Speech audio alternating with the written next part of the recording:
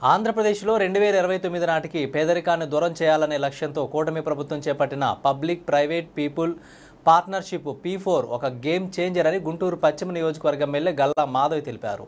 గురువారం గుంటూరు పశ్చిమ నియోజకవర్గ టీడీపీ కార్యాలయంలో టీడీపీ కార్పొరేటర్లు డివిజన్ అధ్యక్షులతో ఎమ్మెల్యే గల్లా మాధవి సమావేశం నిర్వహించారు.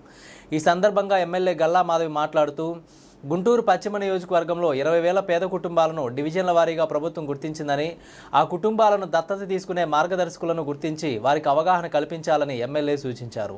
ముఖ్యమంత్రి నారా చంద్రబాబు నాయుడు తీసుకొచ్చిన ఈ కార్యక్రమానికి వ్యక్తులు, సంస్థల నుంచి మంచి స్పందన వస్తోందని, P4 విధానం ద్వారా రాష్ట్రంలోని పేదరికాన్ని నిర్మూలించడానికి సమాజంలో ఉన్నత స్థితిలో ఉన్న వ్యక్తులు పేదరికంలో అట్టడుగున ఉన్న పేదలను దత్తత తీసుకుంటే పేదరికం నిర్మూలించబడుతుందని ఎమ్మెల్యే గల్లా మాధవి తెలిపారు.